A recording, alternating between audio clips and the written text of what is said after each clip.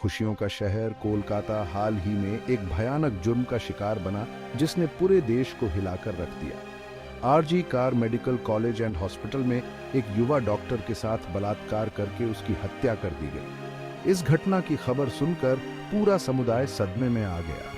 यह घटना हमें याद दिलाती है कि औरतें कितनी असुरक्षित हैं, चाहे वो इलाज करने जैसा नेक काम ही क्यों ना कर रही हों। पीड़िता देर रात अपनी ड्यूटी कर रही थी, तभी ये भयानक घटना घटी। इस हमले की बर्बरता ने यह साफ कर दिया कि अपराधी कितने निर्दयी थे। देखते ही देखते ये खबर आग की तरह पूरे शहर में फैल गई और लोगों के मन में गुस्सा और दुख की आग भड़क उठी। हॉस्पिटल दुख और डर की निशानी बन गया। इस घटना ने स्वास्थ्य कर्मियों, खासकर महिलाओं के खिलाफ हिंसा के मुद्दे को उजागर किया। अपने अदम्य साहस के लिए जाना जाने वाला कोलकाता न्याय की मांग को लेकर सड़कों पर उतर आया।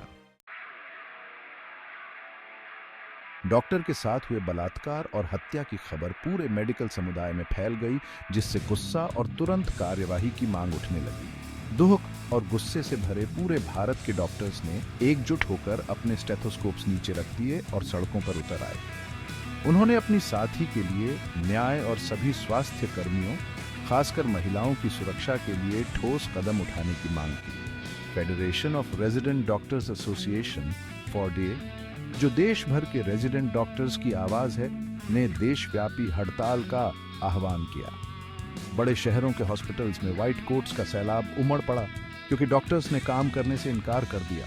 उनकी खामोशी उस डर और गुस्से को बयां कर रही थी जिसने पूरे समुदाय को जकड़ लिया था। डॉक्टर्स की मांगें साफ थीं। उन्हें अपनी साथी के लिए न्याय चाहिए था, उन्हें अपनी सुरक्षा की गारंटी चाहिए थी और उन्हें खोखले वादे नहीं बल्कि ठोस कार्यवाही चाहिए थी। इस हड़ताल ने स्वास्थ्य कर्मियों के खिलाफ हिंसा के उस पुराने मुद्दे पर सबका ध्यान खींचा जिसे अक्सर नजरअंदाज या कम करके आंका जाता रहा है। विरोध कर रहे डॉक्टर्स और जनता के भारी दबाव में सरकार आखिरकार फोर्डे के प्रतिनिधियों से मिलने को तैयार हो गई। केंद्रीय स्वास्थ्य मंत्री ने स्वास्थ्य कर्मियों के लिए एक केंद्रीय सुरक्षा कानून बनाने के लिए एक समिति गठित करने का वादा किया। यह एक सही दिशा में उठाया गया कदम था, लेकिन बहुत से लोगों को लगा कि यह बहुत देर से उठाया गया कदम था।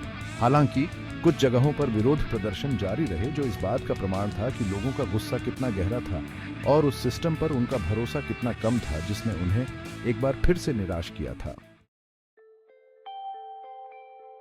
युवा डॉक्टर पर हुए इस क्रूर हमले ने न केवल मेडिकल समुदाय को झकझोर कर रख दिया, बल्कि पूरे कोलकाता में महिलाओं के विरोध की एक शक्तिशाली लहर दौड़ा दी।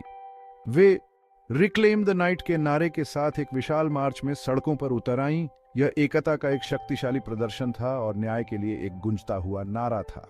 छात्राओं, नौकरी पेशा महिलाओं, गृहिणियों, हर वर्ग की महिलाएं इस मार्च में शामिल हुईं।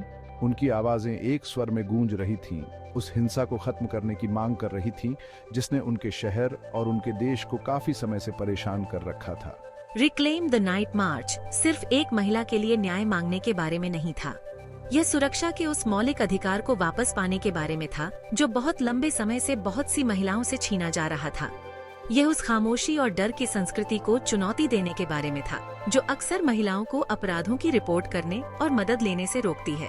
हालांकि यह मार्च ज्यादातर शांतिपूर्ण रहा, लेकिन उस हॉस्पिटल के पास पुलिस और कुछ प्रदर्शनकारियों के बीच झड़प की खबरें आईं जहां यह अपराध हुआ था। दुख और गुस्से का मंजर साफ दिखाई दे रहा था।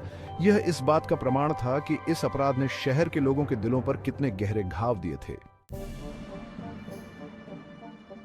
विरोध प्रदर्शनों और व्यापक जन आक्रोश का सामना करते हुए सरकार ने डॉक्टर के साथ हुए बलात्कार और हत्या की सीबीआई जांच की घोषणा की। विरोध कर रहे डॉक्टर्स की चिंताओं को दूर करने के प्रयास में केंद्रीय स्वास्थ्य मंत्री ने देश भर के हॉस्पिटल्स में सुरक्षा के कड़े इंतजाम और स्टैंडर्ड ऑपरेटिंग प्रोसीजर्स एसओपीज को और सख्त बनाने का वादा किया। सरकार ने स्वास्थ्य कर्मियों की सुरक्षा के लिए एक केंद्रीय कानून बनाने की मांग पर विचार करने का भी वचन दिया। साथ ही समाज में उनकी महत्वपूर्ण भूमिका और उनके द्वारा उठाए जाने वाले जोखिमों को भी स्वीकार किया। ये सही दिशा में उठाए गए कदम थे, लेकिन बहुत से लोगों को लगा कि ये बहुत देर से उठाए गए कदम थे और इनमें उस गंभीरता की कमी थी जिसकी स्थिति को देखते हुए जरूरत थी। आलोचकों ने सरकार की धीमी प्रतिक्रिया की ओर इशारा किया और तर्क दिया कि किए गए वादों पर अक्सर ठोस कार्यवाही नहीं की जाती है। उन्होंने मौजूदा कानूनों की प्रभावशीलता पर सवाल उठाए और सख्त कार्रवाई और जल्द न्याय दिलाने की जरूरत पर जोर दिया। उनका तर्क था कि यह घटना एक बहुत ही गंभीर समस्या का नतीजा है। महिलाओं के खिलाफ हिंसा के मूल कारणों को दूर करने में व्यवस्था की नाकामी है। सरकार द्वारा उठाए गए कदम हालांकि सक्रिय नजर आ रहे थे, लेकिन बहुत से लोगों ने इस पर संदेह जताया।